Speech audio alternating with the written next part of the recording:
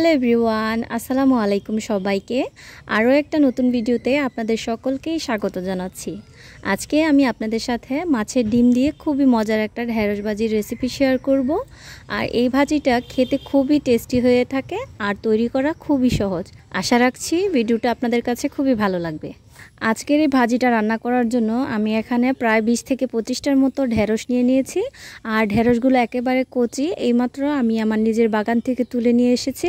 এখন এই ঢেঁড়সগুলোকে আমি পরিষ্কার করে ধুয়ে তারপরে এর দুই সাইডের যে অংশটা আছে সেটাকে ফেলে দিয়ে এটার মাঝখান দিয়ে দুটো ফালি করে তারপরে এটাকে আরও একটা কাট করে নিচ্ছি। আর এখন দেখতে পাচ্ছেন ঠিক এরকম লম্বালম্বি করে আমি সবগুলো ঢেঁড়সকেই কেটে নিব।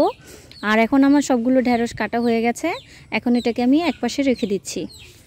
এবার চুলার মধ্যে আমি একটা কড়াই বসিয়ে এর মধ্যে আমি 1/4 কাপ পরিমাণ সয়াবিন তেল দিয়ে দিলাম। এখন এর মধ্যে আমি দিয়ে দিচ্ছি দুটো পেঁয়াজ কুচি আর সাথে দিচ্ছি 1 চা চামচ পরিমাণ রসুন কুচি। এবার এই সব কিছুকে আমি ভালো করে কিছুক্ষণ ভেজে নিব।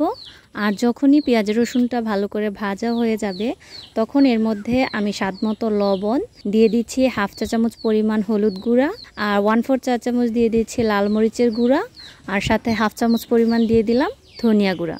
এখন এর মধ্যে অল্প একটু পানি অ্যাড করে আমি মশলাটাকে ভালো করে কষিয়ে নিব।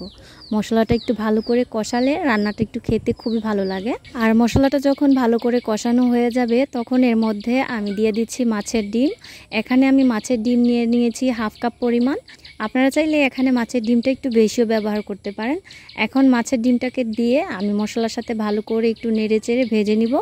আর যখনই মাছের ডিমটা একটু শক্ত হয়ে যাবে তখনই এর মধ্যে আমি পরিষ্কার করে কেটে রাখা ঢেঁড়সগুলোকে দিয়ে দিচ্ছি।